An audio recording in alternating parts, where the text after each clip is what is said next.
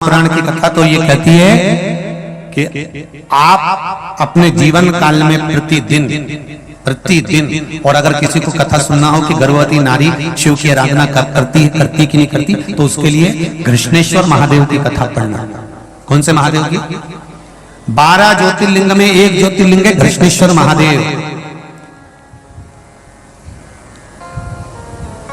उसकी कथा पढ़िए, आपको उसमें मिल जाएगा। क्या मिलेगा उसमें?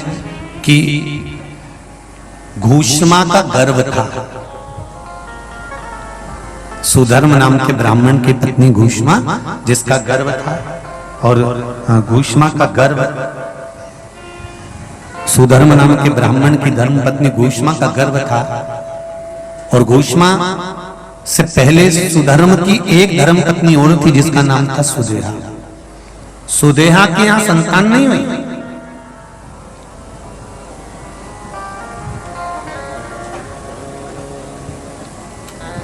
जब सुदेहा की यहां संतान नहीं हुई,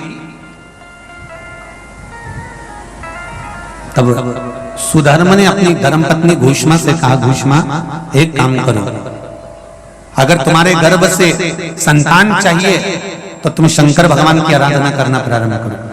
घूष्मा ने प्रतिदिन एक बालू का शिवलिंग, मिट्टी का शिवलिंग बनाया, पार्थिव शिवलिंग बनाया, उसकी पूजन करना प्रारंभ करी। और पूजन करते करते करते करते करते करते समय बीता और घूष्मा के पूजन का फल ये मिला कि पूजन करते करते घूष्मा का गर्भ ठहर गया।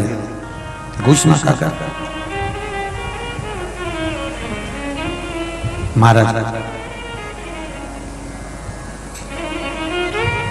जब घूष्मा का गर्भ ठहर गया, संतान गर्भ में आ गई, घूष्मा ने तब कहा कि अब मेरे से ये पार्थिव शिवलिंग बनता नहीं, बैठ के बनता नहीं, क्या करूं मैं? पति ने कहा जो नजदीक का शिव मंदिर हो, उस शिव मंदिर में जाकर मात्र शिवलिंग का स्पर्श कर लेना।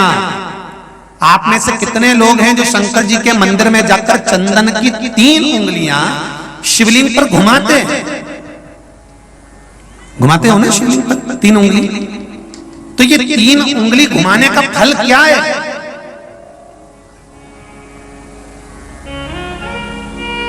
क्या फल है? इस शिवलिंग पर ये 3 उंगली घुमाई जाए तो इसका फल क्या है? तो आपको लगेगा भगवान शंकर को त्रिपुंड लगाना है।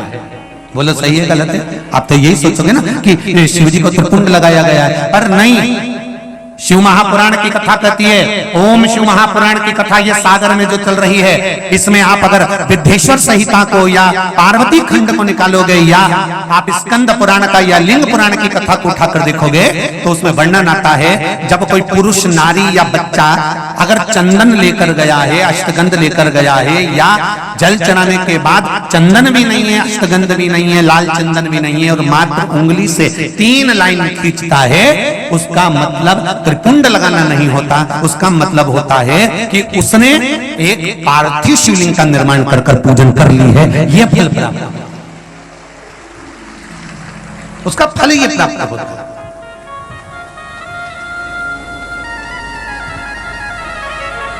अब आप तो अभी तक सोचते थे कि हमने तो चंदन लगा के आए, हम तो भगवान को चंदन की लाइन खींच कर, हम भगवान को त्रिपुंड बनाकर आए। त्रिपुंड नहीं, भगवान शंकर को आपने त्रिपुंड लगाया वो अपनी जगह पर है, पर भगवान शंकर को जो आपने 3 लाइन खींची है, हाथ का जो स्पर्श कर कर घुमाया है, इससे पार्थिव शिवलिंग के निर्माण का फल प्राप्त हो जाता।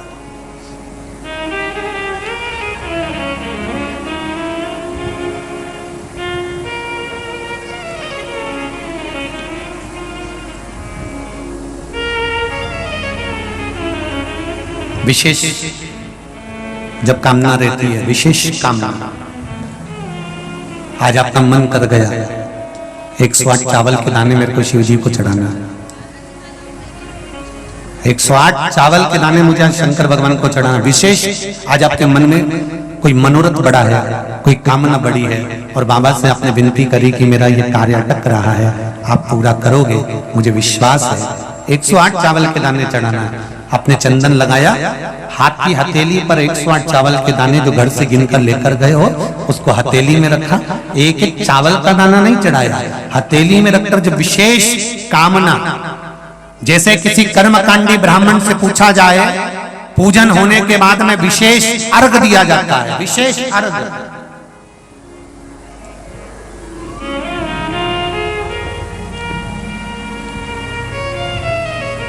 उसी तरह विशेष कामना के लिए एक पत्र में आया विशेष कामना का फल, किसी ने सुन लिया था कथा में। देखिए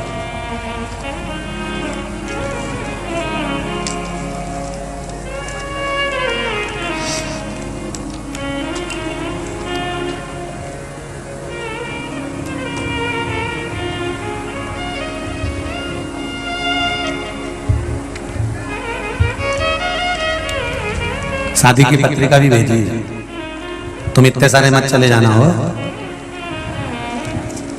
गुरुजी शिव महापुराण की कथा 4 महीने से टीवी पर सुन रही हूं। मेरे छोटे भाई की शादी 5-6 साल से नहीं हो पा रही थी, तब आपने कथा में पशुपति व्रत के बारे में बताया था, अक्षत की पूर्णता के बारे में बताया था। मैंने मेरे भाई के लिए करा और बाबा की कृपा से मेरे भाई की शादी 26 जून की है। मैं शिव बाबा को पत्रिका देने के लिए आया, निमंत्रण पत्र भी ऐसे, पत्रिका भी साथ। विशेष अर्घ की महत्वता जैसे है उसी तरह अक्षत की महत्वता विशेष। 108 अक्षत के दाने हाथ में हो और आपकी कामना कर कर जिस कार्य के लिए आपने बाबा को आज स्पर्श किया है, हाथ में लेकर जहां आपने चंदन लगाया है उसी जगह पर हथेली से बाबा को चंदन वाले स्थान पर उस 108 चावल के दाने को रख देना चाहिए, छोड़ देना चाहिए या लगा देना चाहिए। विशेष अर्घ का महत्व किसी कर्मकांडी ब्राह्मण से अवश्य पूछना कि उसका फल क्या होगा। विशेष अक्षत का महत्व शिव महापुराण की कथा करते विशेष। अब आपका समर्पण, आप जो देवाधिदेव महादेव को समर्पण कर रहे हो, भगवान शंकर की आराधना कर रहे हो, भगवान शिव की स्तुति कर रहे हो, भगवान शंकर के स्मरण में लगे हुए हो, उसका एक महत्व, उसका एक सुख शिव पुराण कर रही है। शंभु शरणे पड़ी मांगू घड़ी दुख दया करी निदर्शन दया करी निदर्शन। 108 चावल के दाने लेकर, तो यहां मात्र स्पर्श की मूल तक कर दी। ध्यान रखिएगा। तो जो पत्र लिखे हैं और पत्र में उन्होंने लिखा कि हमारे यहां हमने ऐसा सुना है कि शिवलिंग, गर्भवती नारी शिवलिंग का स्पर्श या शिवलिंग की पूजन नहीं कर सकती, तो उसको कृष्णेश्वर महादेव, 12 ज्योतिर्लिंग में से एक ज्योतिर्लिंग है कृष्णेश्वर महादेव। कृष्णेश्वर महादेव की पूर्ण कथा का स्मरण कराइएगा कि स्वयं सुधर्म नाम का ब्राह्मण अपनी पत्नी से कह रहे हैं कि अगर अब आपसे बालू का शिवलिंग नहीं बनता, मिट्टी का शिवलिंग नहीं बनता, तो एक काम करिए, अब आप बालू के शिवलिंग की जगह, मिट्टी की शिवलिंग की जगह, पार्थिव शिवलिंग की जगह एक काम करना कि आप किसी मंदिर में जाकर शिवलिंग का मात्र स्पर्श कर लेना, भी केवल स्पर्श कर लेना भी पार्थिव शिवलिंग के निर्माण का फल है। केवल स्पर्श।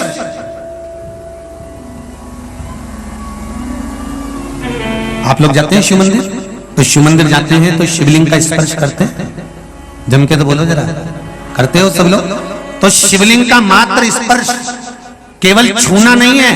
स्पर्श का मतलब होता है शंकर भगवान को आप चंदन ले गए हो कि नहीं ले गए हो, अष्टगंध ले गए हो कि नहीं ले गए हो, पर ये तो मुझे विश्वास है कि एक लोटा जल लेकर जरूर जाते हो। जल चढ़ाने के बाद भी अगर आप 3 उंगलियां शिवलिंग पर अगर मात्र घुमा देते हो तो समझ लो कि आप प्रतिदिन पार्थिव शिवलिंग का निर्माण कर रहे हो और शिवलिंग की पूजा कर रहे हो। प्रतिदिन आप शिवलिंग का स्पर्श मात्र घुमाने पर ही पार्थिव शिवलिंग का निर्माण कर रहे हो।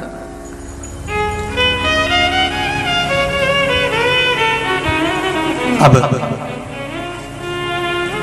जिसके मन में संशय है कि शिव जी का अगरबत्ती नारी पूजन न करे, और ऐसा जिसने बताया है ना तो उसको जरूर एक बार पकड़ के लेकर आना और बताना कि भाई कौन सी पुराण में किस जगह लिखा है कि ये शिवलिंग का यहाँ पर दर्शन नहीं करना चाहिए, उसका वर्णन होना चाहिए।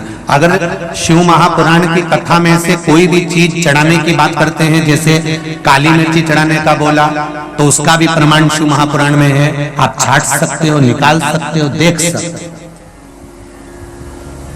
गेहूं के दाने का प्रमाण शिव महापुराण में है, अरहर की दाल का प्रमाण शिव महापुराण में है, दुर्वा के जल का प्रमाण शिव महापुराण में है, डाब के प्रमाण शिव महापुराण में है, चावल का प्रमाण शिव महापुराण में है। कौन कौन सी चीजों से भगवान शंकर के शिवलिंग का निर्माण होता है, यहां तक वर्णन करा गया कि भस्म से निर्मित शिवलिंग का भी पूजन हमारे यहां शिव महापुराण में वर्णन।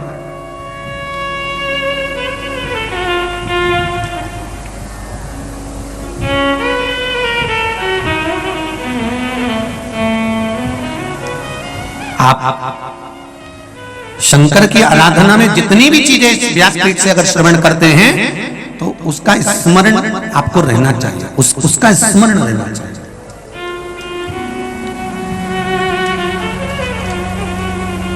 महाराज